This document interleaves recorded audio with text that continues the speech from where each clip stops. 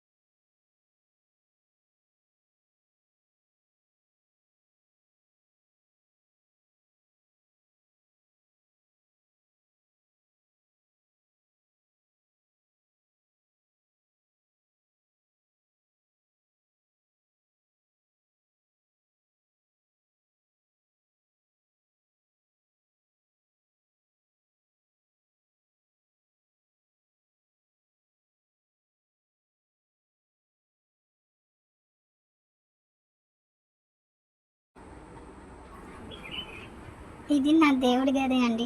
Sorry దేవుడి గది అని చెప్పకూడదు, ఎందుకంటే నేను రెంట్ హౌస్లో ఉంటున్నానండి. ప్రత్యేకంగా దేవునికంటూ సపరేట్ గది ఏం లేదు. ఒక షెల్ఫ్ని దేవుని కోసం సపరేట్గా పెట్టుకున్నానండి. ఇవాళ వరలక్ష్మి వ్రతం కదా, అమ్మవారిని ఆ రకంగా డెకరేట్ చేసుకున్నాను. ఇప్పుడు పూజ చేస్తుండగా బాబు చాలా ఇబ్బంది పెట్టేశాడండి. ఇంకా వాడిని ఎత్తుకొనే చేసుకుంటున్నాను పూజ.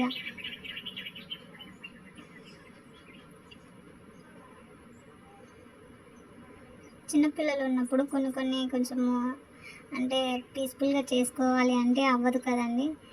అయినా కూడా ఇంకా చేసుకోవాలి కొన్ని.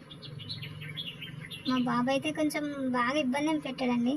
వాడికి బాగా ఆకలి వేసినప్పుడు మాత్రమే. ఇప్పుడు చాలా టైం కొంచెం ఎక్కువగానే అయిపోయిందండి. వాడికి మార్నింగ్ నుంచి పాలు పట్టలేదు, అందుకోసమే కొంచెం ఇబ్బంది పెడుతున్నాడు.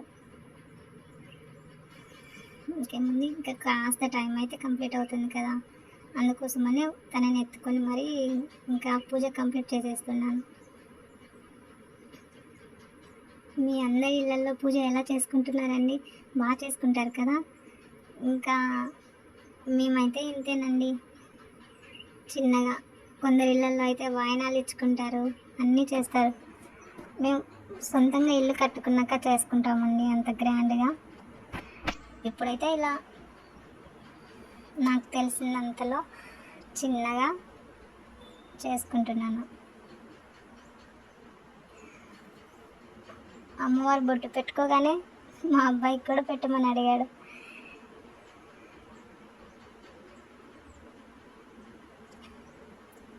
దేవుడి అక్షింతలండి. మీ ఇళ్ళల్లో పూజ చేసుకున్నప్పుడు చివరిలో ఖచ్చితంగా అమ్మవారి అక్షింతలు వేసుకోండి. ఆ తల్లి ఆశీర్వాదాలు మీ అందరికీ ఉండాలని మనస్ఫూర్తిగా కోరుకుంటున్నానండి. Thanks to all.